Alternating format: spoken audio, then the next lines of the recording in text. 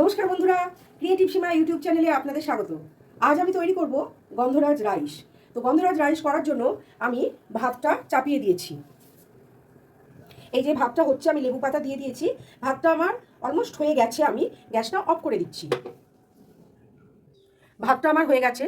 আমি এবার একটু গন্ধরাজ রাইস মানে গন্ধরাজ লেবুর গন্ধটা থাকবে, আর একটু টক মিষ্টি হবে এবং মুখে একটু কাজু কিশমিশ পড়বে। সেই জন্য আমি একটু কাজু আর কিশমিশকে তেলে ভেজে নেব। কাজু আর কিশমিশটা আমি ফ্রাইং প্যানে দিয়ে দিয়েছি। এটা একটু হালকা করে ভেজে নিয়ে আমি ফিরে আসছি। ঘরে কিছু গাজর ছিল, সেই গাজরটাকেও আমি আগে থেকে ভেজে রেখে দিয়েছিলাম।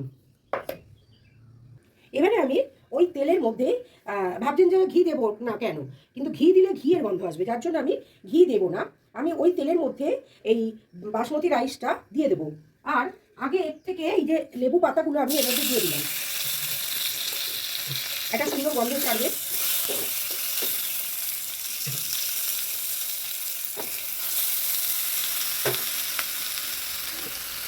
বন্ধুরা, আমার আজকের এই রেসিপিটা আপনাদের কেমন লাগে তা অবশ্যই কমেন্ট করে জানাবেন।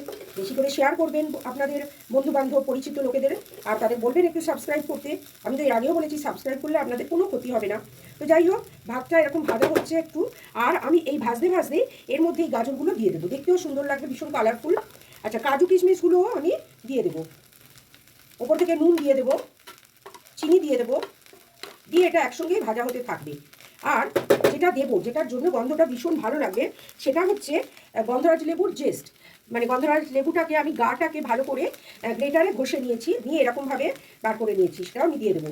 তাহলে এটা ভাজা হতে থাকলে দারুণ গন্ধটা ছাড়বে। চিনি দিয়ে দেবো, বেশ নুন মিষ্টি টক আর লেবুর রসটা আমি শেষে দেবো। পরিমাণ মতো নুন দিয়ে দিলাম, চিনি দিয়ে দিলাম। এবার আমি এটাকে ভাজতে থাকবো।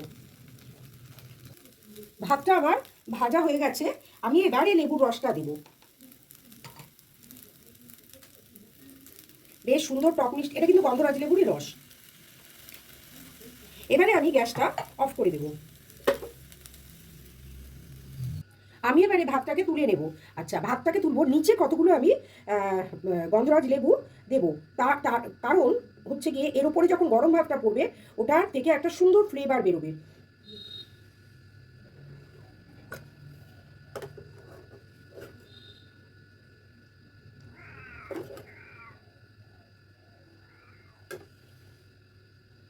গার্নিশিংয়ের জন্য আমি গন্ধরাজ লেবুর পাতা একটু কাছ থেকে দিয়ে দেবো,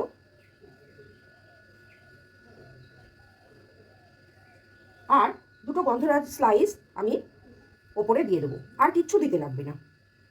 ব্যাস তৈরি হয়ে গেল আমার গন্ধরাজ রাইস। আমি কালারটা ইউজ করিনি। কালারটা যদি আপনারা মনে করেন যে গ্রিন কালার ইউজ করবেন, করতেই পারেন, কিন্তু আমি ইউজ করিনি। কেন, এটা তো কালারের জন্য না, এটা ফ্লেভারের জন্য।